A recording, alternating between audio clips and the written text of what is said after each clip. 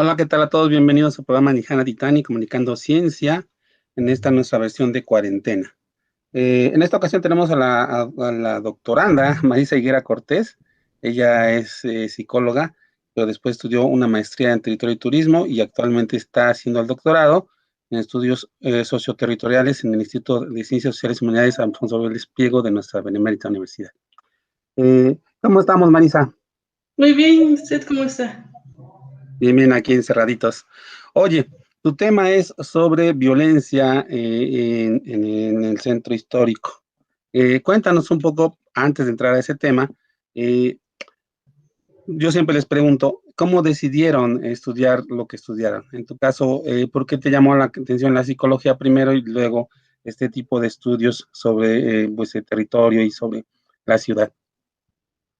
Pues inicialmente el estudio de la psicología me llamó la atención por el hecho de estudiar el comportamiento de los seres humanos, entender de qué manera nos estamos comportando, cómo afrontamos ciertas situaciones y qué estrategias podemos desarrollar para pues, ir apoyando tanto a nivel individual como social al desarrollo de los seres humanos. Pero Y tú desde ya chiquita querías eso, querías apoyar a la gente, o sea, ¿te sentías con esa vocación? sí, bueno, pues siempre tuve como un poco de facilidad para hablar con las personas y para que ellas se sintieran cómodas hablando conmigo. Ya después, eso es un poco más orientado a una práctica clínica de la psicología, pero posteriormente me fui orientando más a la parte social de psicología social. Ajá, porque esas son las de las cosas que a veces no nos enteramos, ¿no? Todas las carreras tienen distintas aplicaciones o distintos modos de intervenir en la sociedad. Y siempre cuando hablamos de un psicólogo estamos pensando en que va a platicar con la gente, ayudarle con sus problemas, pero también puede estar estudiando fenómenos, ¿verdad? Fenómenos Sí, sociales, tratar de fenómenos intervenir. sociales. Ajá, Y ese es lo también que para te interesó. intervenir desde lo social o desde lo comunitario, dependiendo del enfoque o también de la forma en que se está llevando la investigación en este caso. Ok, muy bien. Y entonces de ahí, ya terminando la licenciatura siendo psicóloga, te fuiste a la maestría y te enfocaste más en estudios sociales, ¿no?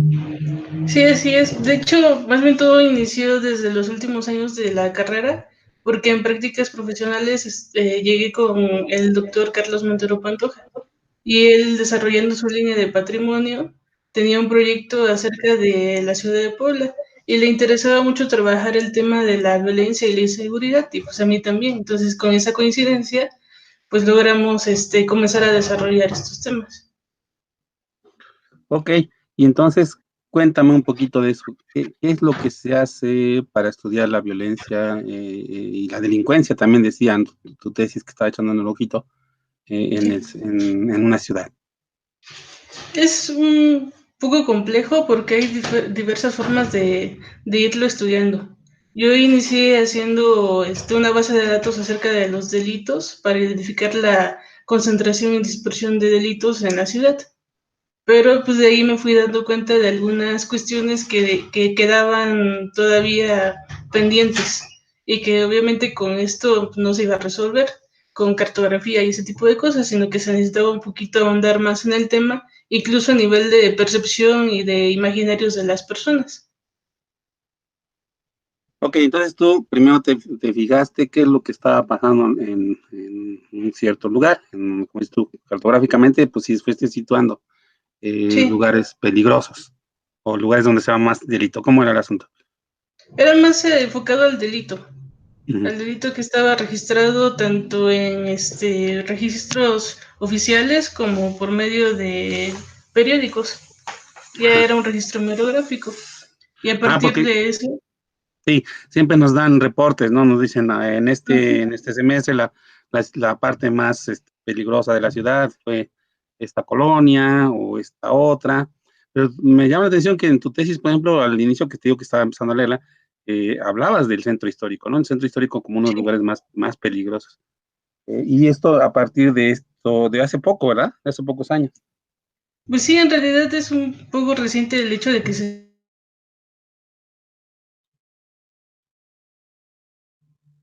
señala el centro histórico también con, perdón por el gato, Sí, quiere participar, dice. y eso pasa. Lo que pasa es que eh, Los problemas que nos enfrentamos fueron también de obtener la información. Entonces se supone que los datos acerca de delitos son abiertos y por medio de los accesos que se solicitan al gobierno pueden informarlos. Sin embargo, durante el periodo en el que estuvimos haciendo la investigación, no nos fue posible que nos concedieran el permiso para acceder a esos datos. Entonces lo que hicimos fue hacer un registro hemerográfico, obviamente considerando que esos datos que se registran en los periódicos no son completamente, digámoslo así, confiables. Entonces Ujú. lo que hicimos fue que esa cartografía la consideramos como los delitos que son representativos y que por estar registrados en periódicos son de alguna manera relevantes o importantes para la sociedad. Y ahí fue donde destacó que el centro histórico era un lugar al que todos le prestaban atención y por lo tanto donde siempre se está pendiente de qué tantos delitos se llevan a cabo en este espacio. Ok. ¿Y eso a partir de cuándo empezó, aumentó? Tú lo mancabas, ¿no? Sí, comenzó el aumento a partir de 2011, pero ya digamos que su parte más alta se registró en el 2017, donde hubo robos, asaltos e incluso también se cruza con fenómenos como el de los saqueos, a raíz de este tema de gasolinas que existió me parece que en enero Del año pasado, ¿no? del 2017, sí. Oye, y entonces, pero nosotros teníamos una percepción de que en Puebla no se daba tanto el delito, y aún ahorita podría más o menos pensarse eso, porque tú caminas en la calle, en el centro histórico, y pues si tiene, yo creo que ya es una cuestión de al azar, ¿no? Que no te pasa, entonces piensas que no sucede. ¿Cómo una persona común y corriente, cómo puede estar enterada de esto que nos estás contando si no pide esos datos? ¿Dónde lo puede ver? ¿Solo por periódicos? ¿Hay algún otro modo de enterarse? Hay diversos modos, pero justamente ahí es donde entra un poco pues, la psicología, a entender cómo es que las personas de diferentes formas van percibiendo su realidad. Habrá personas que efectivamente por no vivirlo creen o consideran que no están viviendo en un lugar que es inseguro. O por el contrario, una persona que por ciertas circunstancias ya ha sufrido de diversas cuestiones de inseguridad o algún delito, evidentemente va a percibir mayor inseguridad en esos espacios. Sin embargo, para ir identificando realmente cómo está la situación de un espacio, se tienen que considerar una serie de factores.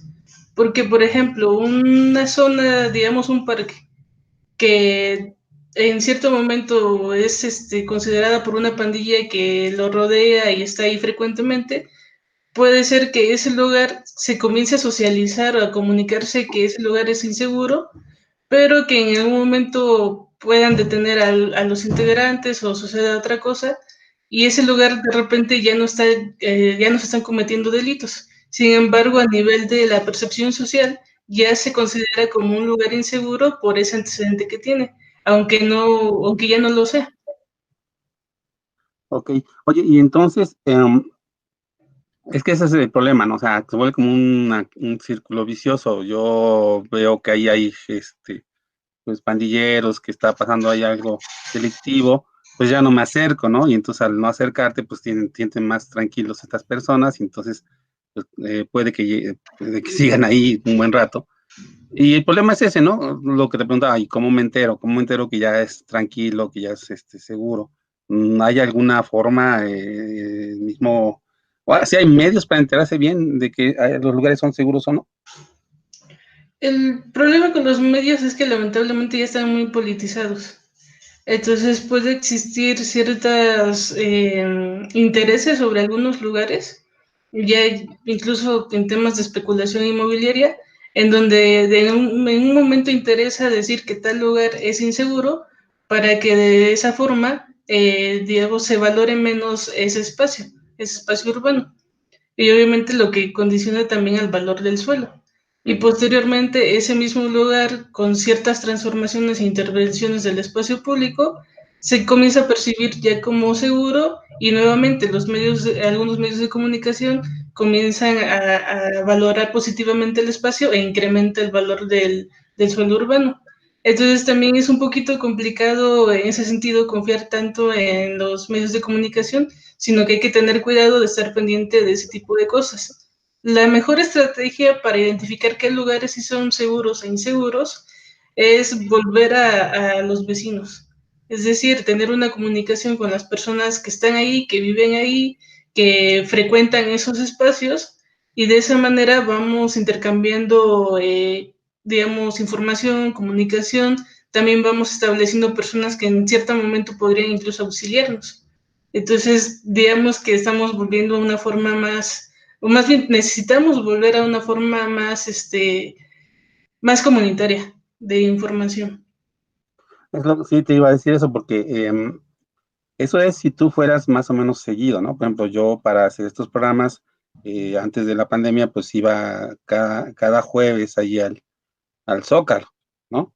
Y entonces, como dices, empiezas a ubicar, pues las personas que generalmente ves ahí, y puedes empezar a Ujú. preguntarle, ¿no? Y qué ha visto, qué ha habido de nuevo, qué ha habido de novedoso o peligroso. Pero pues uno también como turista llegas de repente o nada más, por ejemplo, tienes que ir a comprar algo. Apenas tuve que ir a recoger unas playeras, por ejemplo, ahí por la 14, ¿no? Es un lugar que también ya se ve Ujú. peligroso, pero inclusive desde el mismo ambiente, ¿no? Tú ves así a todas las chicuelas que están ahí trabajando y pues obviamente atrás de ellas hay personas que las están pues, vigilando, ¿no? Sí. Como que ahí es complicado decirle, oye, ¿cómo va el ambiente, no? Si me intenten en un problema complicado. ¿Habría otra estrategia que puedas recomendar? Pues la estrategia es, digamos, de alguna manera también guiarnos por los sentidos, a nivel de percepción, digamos, física, Mm, pero también mantener la calma. Porque lo que sucede en temas de violencia e inseguridad es que la primera reacción obviamente es el mm, miedo a la probabilidad de sufrir algún delito o algún incidente, alguna violencia, pero otra de las cosas que estamos viendo es que por este tipo de miedo, por, digamos, una exacerbación del miedo, no nos permite realmente dimensionar lo que estamos viviendo. Entonces, lo que se vivió, por ejemplo, en la situación de los saqueos, mm. es que hubo un miedo colectivo, pero también ya incluso llegando a la histeria, donde ya no se sabía si era real o no lo que estaba sucediendo. Entonces ahí lo que se recomienda es mantener la calma. Suena un poquito complicado esto de mantener la calma en situaciones así, pero justamente eso es lo que va a permitir que podamos identificar los peligros o no peligros que estamos corriendo. Sí, pero también fíjate, ahora al revés, he escuchado a personas que han tenido eh, experiencias de que, por ejemplo, la asaltan o le quitan las cosas. A una persona, una conocida le quitaron los aretes, los arrancaron de las orejas y nadie reaccionaba ya, ¿no? Ya no hacían nada y ya nada más así que el de la cama le dice, ¿se va a subir o se va a quedar abajo? Entonces, ya totalmente sin ninguna reacción, ¿no? Sí, pues ese es el otro lado, digamos, que no debería de ser, la naturalización de la violencia, donde Ujú. nos vamos acostumbrando a este tipo de situaciones que vamos, digamos, incorporando una situación que debería de ser extraordinaria y negativa a un comportamiento o una respuesta de la sociedad que es completamente natural. Entonces, también ese tipo de situaciones pues, no deberían de estar bien. Si una de las cosas que, más bien de las reflexiones a las que llegábamos con los sucesos que apenas se presentaron en la universidad, después del lamentable asesinato de los compañeros de medicina, es que tendríamos que romper con esa normalidad. O sea, el paro no solamente fue, digamos, ya las situaciones políticas, etcétera, pero también era necesario llevar a cabo ese paro para los estudiantes, sobre todo, porque seguir tratando de llevar una vida normal en situaciones así era ya insostenible. Entonces también eso nos permite romper con la normalidad y darnos cuenta, señalar que algo no está bien, que algo está ya en niveles insostenibles en los cuales ya llegar a la normalidad también es ser parte de ese problema. Lo que te iba a preguntar, ¿qué se podría hacer para precisamente romper esta nueva normalidad, como dices, ¿no? De que pues si ya común que te roben los aretes, ya no te quejes y vámonos, ¿no? Pero algo menos disruptivo, podemos atacar desde la escuela, desde la formación, desde la cultura, desde la familia. ¿Podemos hacer algo desde ahí? Sí, lo principal es no dejar pasar esa situación. O sea, siempre un evento de este tipo, cualquier delito o violencia, va a producirnos consecuencias a nivel psicológico, incluso físico, con ataques de nervios o algo así. Y algo que también se comentaba bastante es que se ha obligado muchas veces a continuar con la vida normal y eso implica negar los síntomas que uno está presentando. Entonces eso también es necesario atenderlos no para reprimir los síntomas, sino para, digamos, de esa forma sanarlos, o sea, hablarlos, platicarlos, realmente socializar lo que estamos sintiendo y no culparnos por eso. Un poco como lo que pasó con el terremoto, ¿no? Mucha gente pues quedó muy, bueno, yo tengo también conocidos que quedaron muy afectados por el terremoto y luego tener esta sensación de que a cada momento va a volver a temblar y estar súper asustados. Llegaron a somatizarlo a tal grado de pues, tener ya alguna cuestión del corazón y todo por el estilo, ¿no? O sea, se empieza a generar de tal presión que pues tiene que explotar de algún modo, ¿no? Entonces, esto es lo que tú recomiendas, estar platicando, estar exponiendo el problema para que la gente pues lo pueda detectar, ¿verdad? Porque puede ser eso, ¿no? Que, como dices, como te decimos hace rato, ya es tan normal que pareciera que es lo correcto. Sí, no, no es lo correcto. Porque ahorita platicando todos estos eventos que hemos vivido, por lo menos en Puebla y en nuestra región, todo lo acumulado de estos años, de repente, pues ya traemos bastante carga. Desde los saqueos, el terremoto, delitos, asesinatos, feminicidios, todas estas situaciones obviamente nos han sobrecargado bastante. Y el problema es que también estamos arrastrando el no atenderlas o el tratar de hacer de cuenta que no ha pasado nada y querer llevar nuestra vida normal. Tú estarías así como psicóloga, ahorita en estos estudios que estás haciendo, estarías visualizando a la sociedad o a la ciudad como una persona, o sea, en ese sentido de que tú puedes analizar su comportamiento, analizar sus necesidades, tratar de proponer algo. ¿Eso es más o menos lo que estaría haciendo tu estudio? No precisamente como una persona, pero de alguna manera hay algunas relaciones. Obviamente una sociedad es más complejo que una persona o un sujeto, digamos, si lo individualizamos.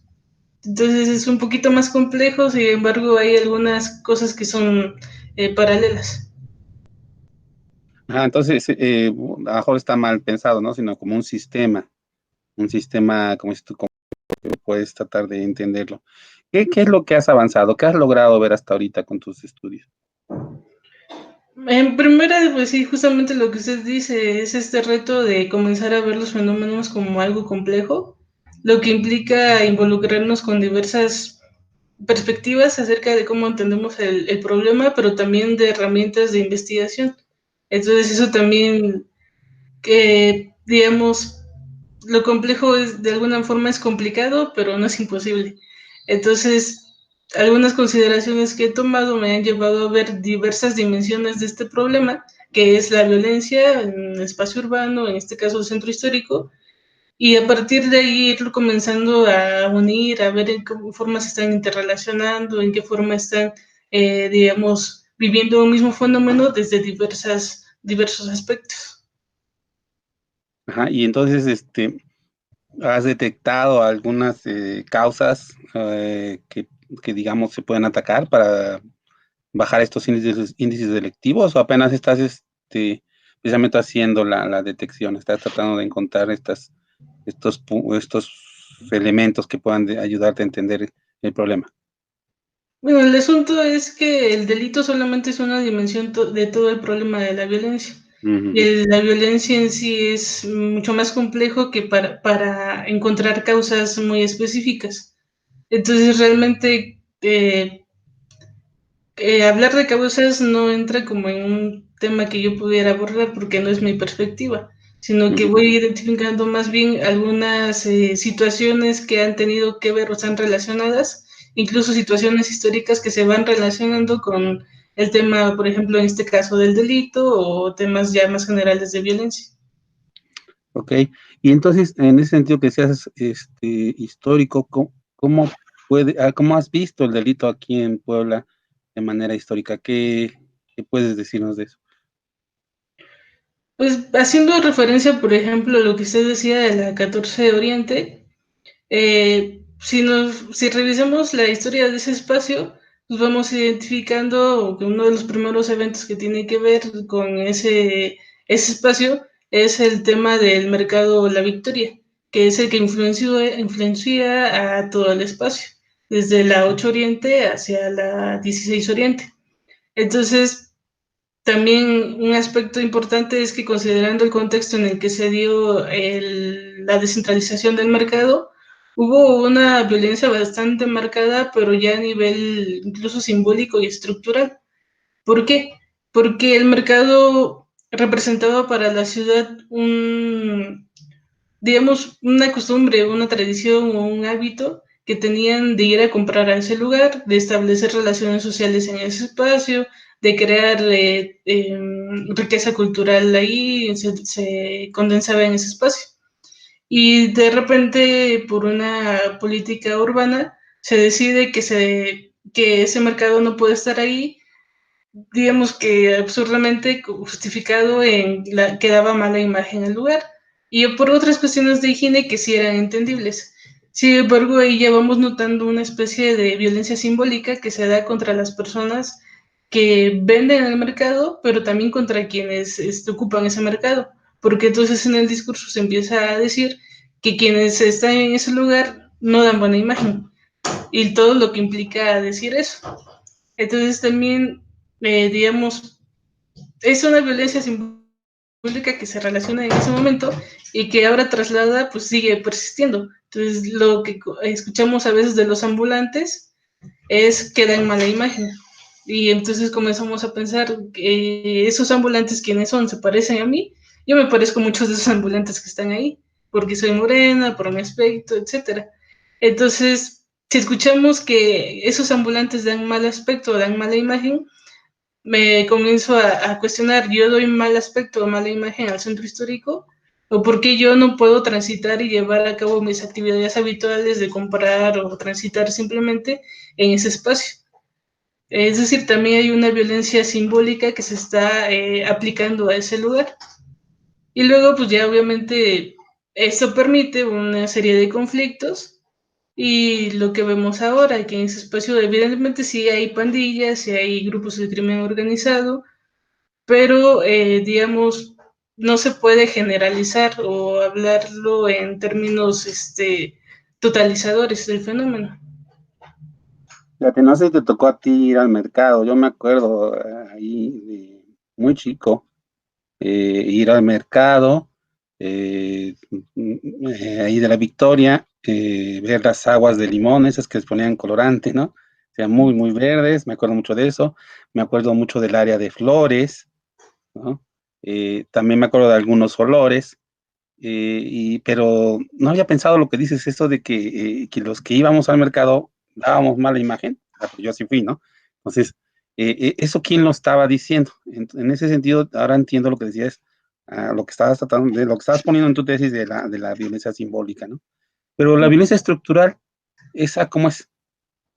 Esa tiene que ver más con los diversos órdenes de gobierno y poderes que están incluidos aquí. Y esa, la pregunta que usted mencionaba, ¿quiénes decían que dábamos mala imagen? Ujú. Pues primero era el gobierno estatal y el municipal, que Ujú. fueron los que querían implementar este proyecto. Y entonces, con esta idea incluso fue un año anterior a que se nombrara el centro histórico como Patrimonio Cultural de la Humanidad. No sé si ¿Habrá tenido que ver? coincidencia o no, ¿Habrá tenido que ver? que Porque esa, también te iba a preguntar eso, o sea, ¿eso tendrá que ver también con la gentrificación? Esto sí, de convertir estos espacios que han sido culturalmente propiedad bueno, que han estado habitados por gente pues, la gente común, ¿no? Convertirlos en pues, otra cosa que es pues, de caché y de pues muy ¿cómo se dice? Pues exclusivo, ¿no? Entonces, Sí, ¿tendrá que ver justamente con eso? la reconstrucción histórica nos permite observar ese tipo de, mm, por así decirlo, cosas que primero parecen coincidencias, pero que después van tomando sentido. Entonces, regresando, primero fue la descentralización del mercado, también de las centrales de autobuses, Ujú. como otra de las formas de, digamos, de supuestamente modificar la Limpiar. densidad del centro histórico, pero Ujú. también implicaban un cambio de imagen del espacio urbano del centro histórico. Entonces, posterior a eso, ya se empiezan con los trabajos para nombrar el Centro Histórico de Puebla como parte del patrimonio cultural de la humanidad. Y con ese nombramiento, pues obviamente entramos a una etapa de turistificación del centro histórico. Ya incluso muy posteriormente ya nos encontramos con el proyecto de Bartlett, de Paseo del Río San Francisco, donde ya era completamente directa la intención de turistificar ese espacio del centro histórico para un tema justificado en lo cultural, pero que en realidad era una intención de atraer turismo.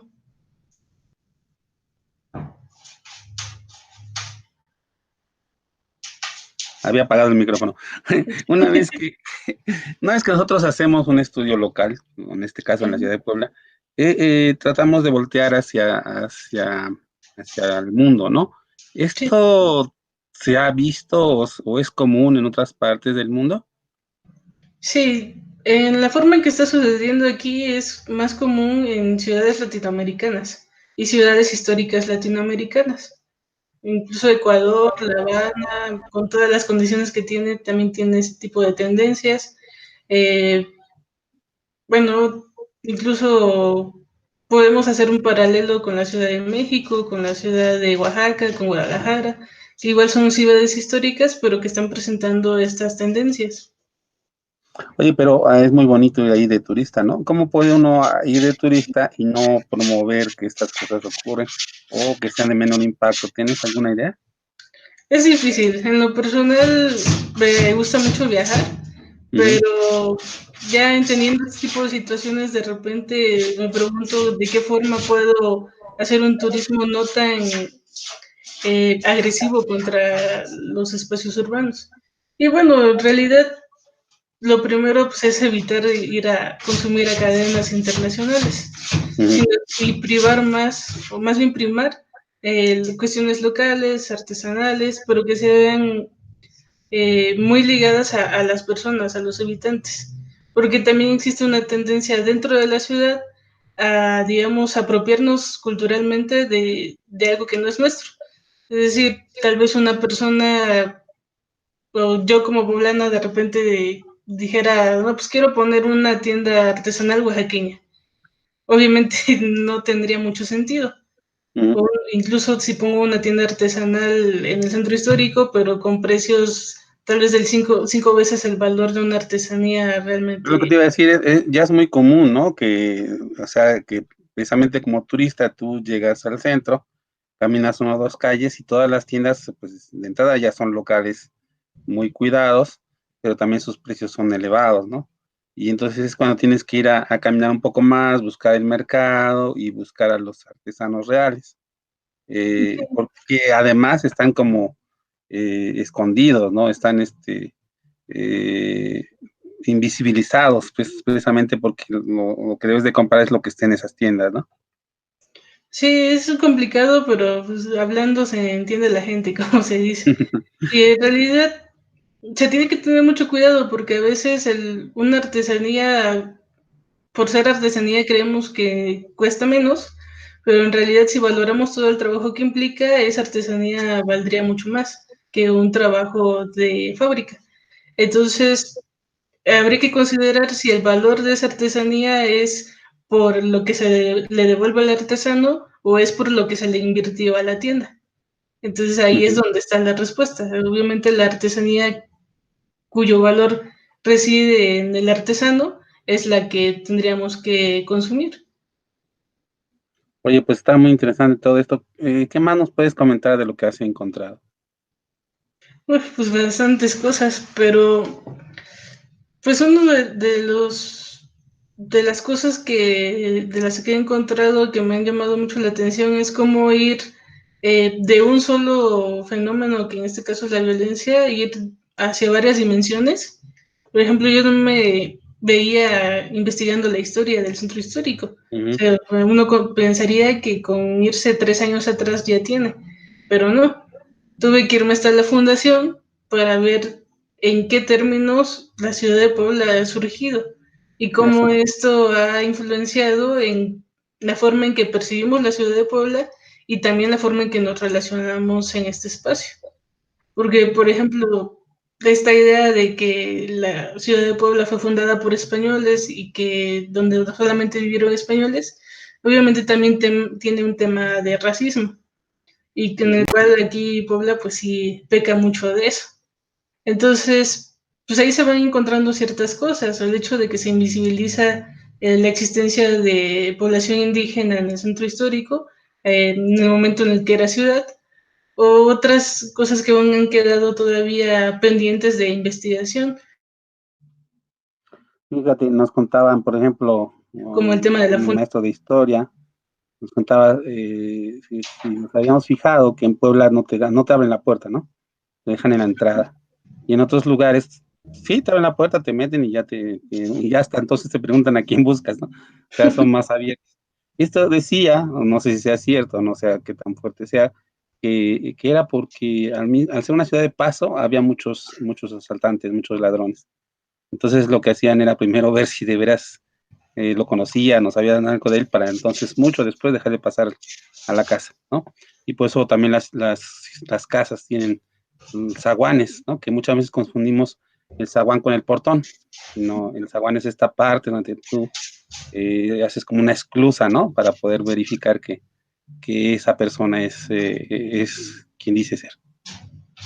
Sí, pues también tener en cuenta que antes, y eso es algo que remarca mucho el doctor Carlos y que le aprendí, que antes las casas no eran como las vemos ahora. Uno cree que toda la vida pública se llevaba a cabo en las calles y no. O sea, la vida pública se llevaba a cabo dentro de las casas, pero en los patios. Solamente que las calles eran simplemente de paso y ya. Y Uh hasta -huh. eso no era frecuente, sino que todo estaba en las casas y por lo tanto la vida se desarrollaba en esas casas. Entonces también hay bastantes transformaciones que se han llevado a cabo en la vida social del centro histórico y de la ciudad de Puebla en general, pero que haciendo estas revisiones uno va entendiendo por qué es que somos así y de dónde vamos arrastrando todos nuestros pecados. Oye, muy bien. Pues vamos a ir cerrando un poco la entrevista, la charla. Y ¿qué le recomendarías a chavos que quieran empezar o que busquen, o más bien qué tipo de chavo llegaría a ser una persona que haga estudios como los que tú haces, ¿no? O sea, ¿a quién le recomendarías que se dedique a estas cosas? Yo creo que cualquiera podría hacerlo. Entonces, cualquiera puede hacer investigación de este tipo, pero necesita mucha disciplina, porque es justamente una de las cosas por las cuales he podido hacer estas investigaciones y también necesita mucha pasión por el trabajo, porque no es fácil, simplemente la primera investigación que hice, que fue la revisión hemerográfica, pues era estar horas y horas en la hemeroteca revisando los periódicos fueron 7 años me parece, entonces pues sí es una chamba bastante fuerte y luego eso pasarlo a los registros en Excel. Obviamente lo bonito de todo eso es que en el camino vas aprendiendo más de lo que terminas escribiendo en una tesis. Entonces, digamos que ahí es donde está la recompensa. Pareciera que es un trabajo tedioso, pero ese mismo trabajo es, considero yo, lo más importante de un trabajo de investigación.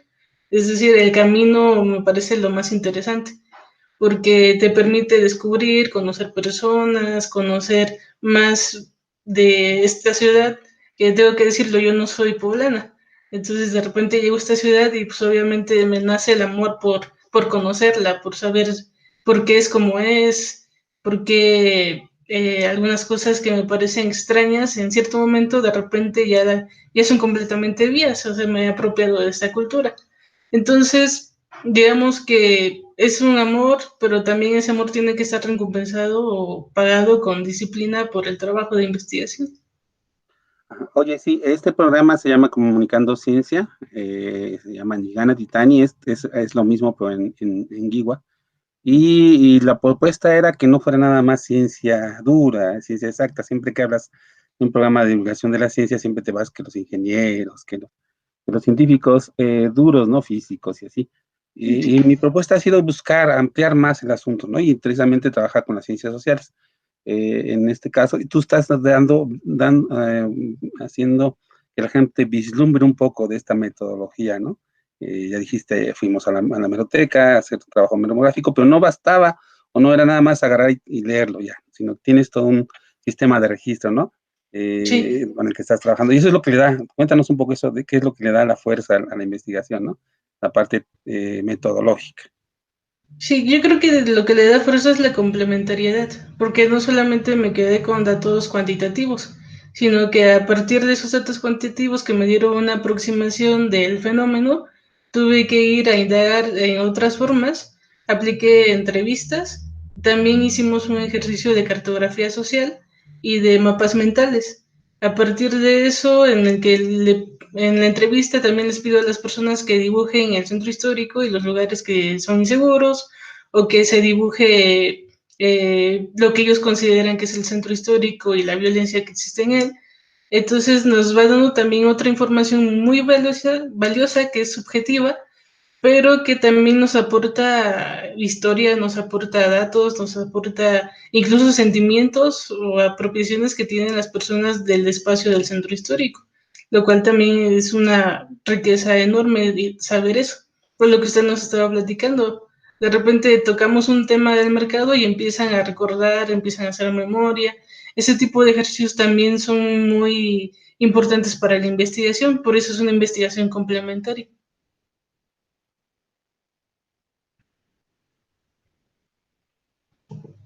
Otra vez ya dejé el micrófono apagado. Yo creo que está muy padre lo que nos estás contando y precisamente esto, ¿no? También yo a la hora ahorita que estoy platicando contigo voy aprendiendo mucho más cosas de las que me imaginé que ibas a ver, ¿no? En algún momento. Eh, vamos a ir cerrando ya la plática. ¿Qué palabras, qué es lo último que quisieras comentarle a la gente que nos ve? Muchas veces tratamos de esto que sea para chavos que están tratando de decidir su carrera, pero también para investigadores, ¿no? A lo mejor quieres, no sé, invitarlos a platicar contigo, no lo sé. Sí, pues en general yo siempre estoy abierta y encantadísima de hablar con personas, me encanta hacer eso y de conocer, porque precisamente lo que usted decía, sí, de esa forma vamos aprendiendo otras cosas y vamos ampliando nuestras ideas. Entonces, yo no habría tocado el tema de la historia si un profesor no me hubiera dicho, oye, por este lado existen estas cosas, dale una revisada.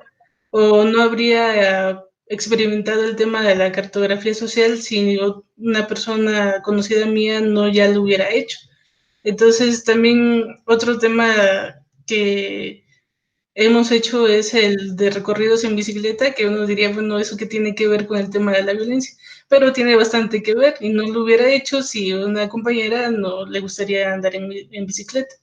Entonces, una de las cosas muy importantes para la investigación es estar abierta a todo eso. O sea, no cerrarnos en una teoría, no cerrarnos en un método o en un tema de investigación, porque muchas veces ese tema se nutre de las personas con las que puedes convivir o de las ideas en las que puedes encontrar algún hilo o algo que te pueda aportar. Entonces, estar abierto te permite enriquecer tu tema. Muy bien, Marisa, ¿a dónde te pueden encontrar? ¿Alguna red social, algún correo? En mi red social estoy como en Facebook como Marisa Higuera o al correo mari-hico@hotmail.com. Pues muchísimas gracias, Marisa. Muchísimas gracias por aceptar la invitación y platicarnos de tu investigación y de tus experiencias aquí en la ciudad. No, gracias a usted por invitarme y pues espero que cualquier persona que desee comunicarse conmigo para intercambiar ideas o algún tipo de información, pues estoy completamente a disposición de lo que se le ofrezca. Bueno, pues este fue su programa Nijana Titani. Nos vemos en la próxima. Hasta luego.